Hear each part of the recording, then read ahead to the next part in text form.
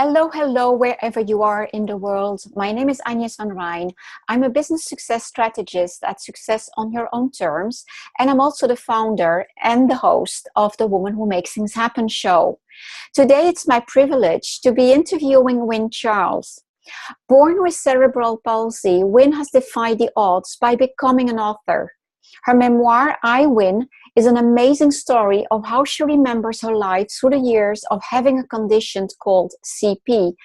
As a competitor in the Kona Iron Man Triathlon, CEO of her own jewelry design company, and motivational speaker, Wynne Charles truly is an inspiration to many.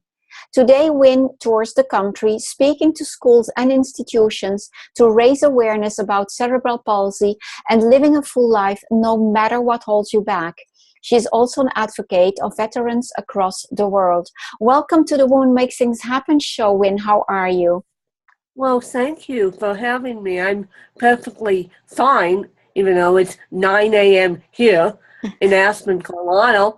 And for those of you who do not know my story, the reason why I say in my bio I am the CEO of my own jewelry company is because that is part of my YA novel. That is part of my young adult novel series, which you guys will quickly discover when you pick up my YA novel series. So it's amazing to have you here, and it's funny because we were starting just before talking about just before the show that in fact we didn't really remember how we came in touch with each other, but it doesn't matter. So tell us your story. Tell us, inspire us with your journey. Well, where do I start? I was diagnosed with cerebral palsy in '87. Whereupon I was born in Aspen, Colorado, whereupon I was airlifted out from Aspen to Denver, whereupon I spent 6 months in the hospital, and then I came home and had to deal with the challenges as a young child with cerebral palsy. But I have had the privilege enough to be treated as if I had no disability whatsoever. And so that's what really makes my story unique, is that I've been raised as a able-bodied woman all my life. I mean, I went to elementary school with able-bodied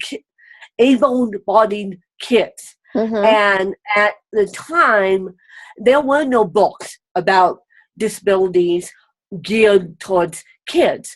So at the time, I was teaching people, kids and adults alike, on how to deal with my disability. Mm. But by the time I was 6, I knew there was something different with my body, and because I have trouble moving, and cerebral palsy is caused by lack of oxygen to the brain. So, and on top of that, I have what they call a brain bleed, a level 5 on the right side, a level 4 on the left side. Well, that almost killed me to begin with.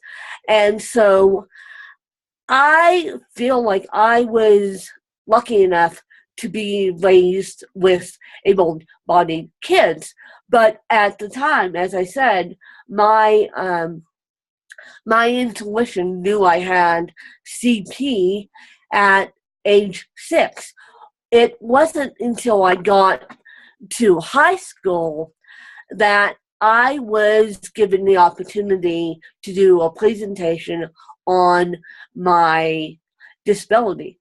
Well, when I started researching the presentation, because it wasn't until I was in 7th grade did anyone tell me that I still had CP. So up from age 6 to about 7th grade, I knew it as CP.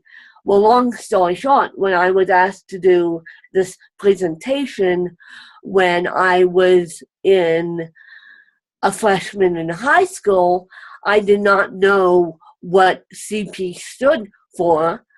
And so I had to quickly discover on my own. I Googled, what is CP? And I almost cried when I quickly discovered what my disability truly was, because I didn't know. I was a kid.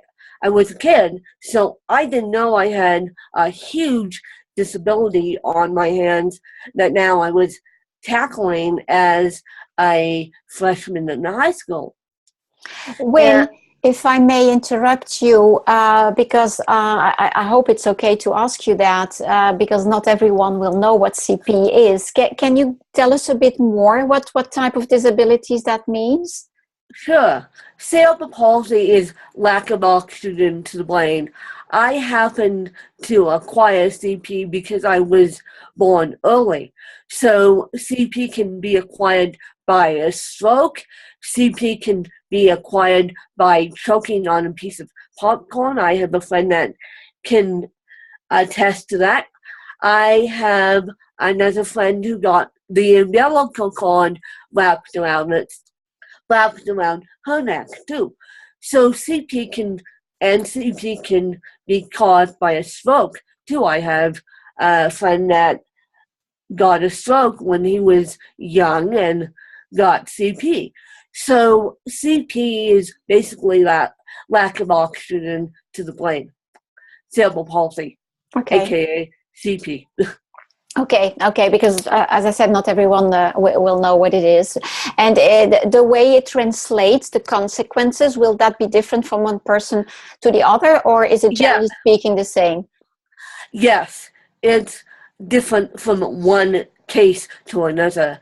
I have what they call high functioning CP. I know people that are completely wheelchair bound, can't move at all, can't sit up. I know people that have heavy speech impediments. And so, yes, it does translate differently to different individuals. Okay, so there you are as a teenager. And so from there? Well, from there, I started dealing with the adult aspects of disability, of CP, of my disability. And so when I got out of high school in 2006, I had back surgery, which they had put hands and rods in my back for scoliosis. Now, for those of you who have scoliosis, you sometimes have to put metal rods in your back. Well, that was my first stop and smell the roses moment.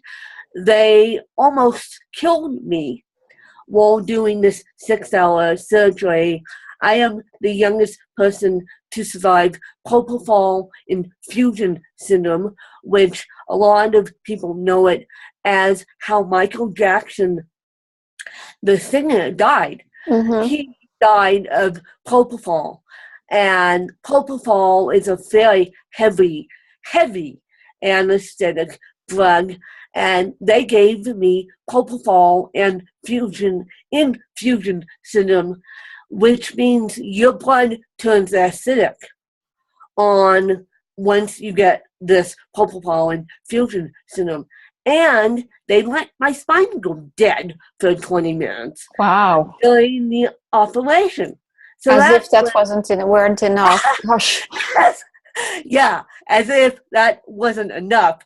As if the propofol infusion syndrome wasn't enough. They let my spine go dead for 20 minutes. Yeah.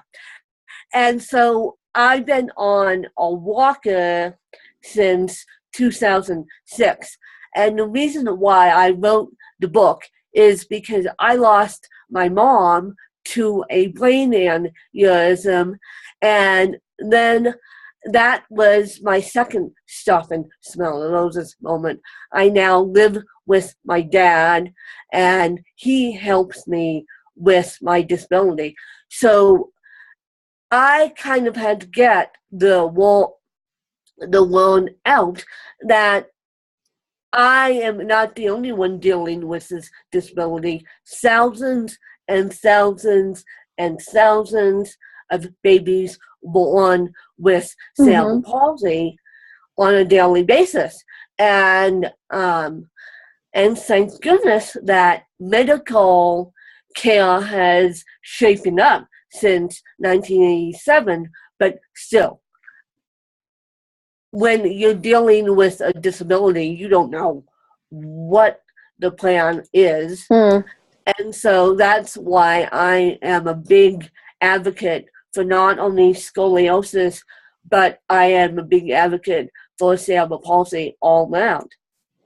So when I understand that one of the important factors that help you be so strong, I would say, has to do with the fact that you have been raised with quote unquote normal people, kids to start with. But what makes you so strong? I mean, you look like a very, happy person dealing with very difficult circumstances, but that's the running joke in my house.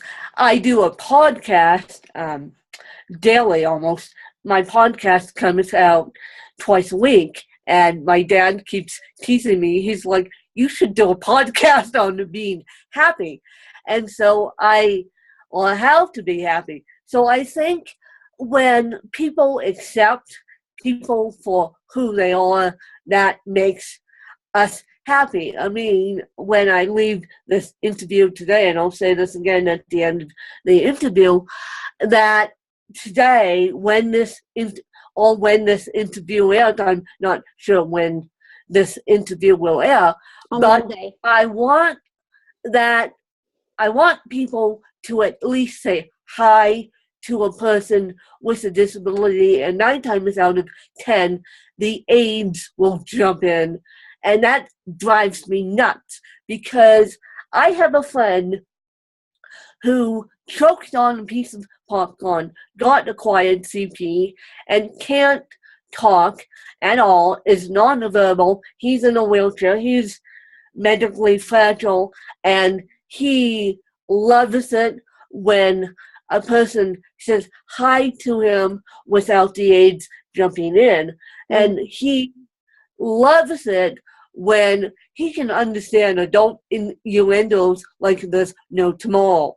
So I kind of have to be careful with that one, because even though his IQ level is lower than mine, he can still understand you. So that's why I want to say to your viewers and my listeners who know me, and will be attracted to WWM's Women of Wisdom, which is my podcast, that they should embrace the disabled for who we truly are. Very good point. Very good point. Very good reminder. Before I forget, because I know you have a very tight schedule, and it's just to avoid forgetting it at the end. Where can people find you? Tell us about your podcast, your website, etc. Where can people find me? Well, they can go to wimcharles.wix.com, and I know it's already in your show notes. Yeah. And they can find WWM's Women of Wisdom in iTunes. If you just search WWM's Women of Wisdom in iTunes, you can find it. And on the Android side, for those of you who are into podcasts, you can find it. They have an app called Stitcher Radio. It's in Stitcher Radio. So for those of you who are on the Android side, it's in Stitcher Radio too. Both those apps could be downloaded, and you can pick up WWM's Women of Wisdom in those apps. And I suppose that when they go to your website, they can find all the type of information as well. Yes, but what I want you guys, it's not very well looked. It's what I want you guys to do is search Wynn's Women of Wisdom in iTunes. So Wynn's Women of Wisdom in iTunes. Yes. Okay. Yes, that's all you need to do. Okay. It will pop right up. Once you type Wynn's Women of Wisdom, it pops right up. Okay. And your book? And my book. My books could be found on Amazon. Wynn is, even though teens have read it, it's more adult aspects. So if your teen can handle the medical aspects of I Wynn, go ahead and read it. But if you can't, if you want a more uplifting story for anyone, read my YA novel series, which is called The View from My Hills. That's book number 1. And so I have a little bit of everything, and my children's book, geared for children, is soon to be coming out. Okay, can you just repeat the name of your series? You said A View from... The View from My Hills. The view from my hills. Okay. Mm-hmm. Yes. Heels as in a high-heeled shoe. Heels as in a high-heeled shoe. And the shoe. Okay, heels. Heels. Okay. People laugh at me all the time when they say, why did you name a book after a high-heeled shoe when you don't even wear high-heeled shoes? And they'll quickly discover why I did that. I won't give that away, but they'll quickly discover why I did that. The fashionista side of me comes out in that book. Okay, perfect. So when obviously the listeners all face their own issues, and I mean, life stands in the way for every one of us in very different forms. What are the tips you would give to people facing challenges in general? And well, definitely, I'm all about go after your dreams, whatever happens in your life. But what would you say? My advice will just be as authentic as you can, and if those challenges get too difficult, reach out for help. Listen to my podcast, listen to an inspirational podcast, listen to a podcast on the Bible, listen to something that will lift up your mood, and then reach out for help and tell your family what's going on. And so tell people around you what's going on. They can even reach out to me, and I can reach out to my contacts too. And so ask for help. Mm-hmm. That's a very good point. It definitely made a difference. A lot of people, I don't know if it's some misplaced pride or something, but feel that, or they think that they will be judged for not being capable or whatever if they reach out for help. But I do believe that vulnerability is a strength. And yes. And one thing I did want to mention before we end here is I'm actually in a program right now with a bionic skeleton helping me walk for the first time in 28 years, walk in the normal gait pattern, and that is called the exoskeleton. And for those of you who do follow me on Facebook, and yes, I'm on Facebook, can see that exoskeleton in action, and it's amazing technology. And I just wanted to throw that out there too, that in advancements been amazing, and we're slowly bringing this technology into homes. and slowly but surely bringing this technology into homes. And so reach out, use the latest technology, listen to one or something inspirational, and music always helps. So if you have challenges, just take a moment and put something in the areas and make those challenges go away. And then if the challenges keep persisting, just go, just ask for help. It's not the biggest thing in the world. Just ask for help. Absolutely. And I love that you refer to music. What are the advice that I always give to the people who are working with me and people in general is that in order to set the tone for the day, listen to uplifting music first thing you do when you get up in the morning. That's really, and sometimes I even say go and dance if you can. I mean, obviously that's amazing, but it does set the tone for the day, and you don't stick into that negative thought around your challenges.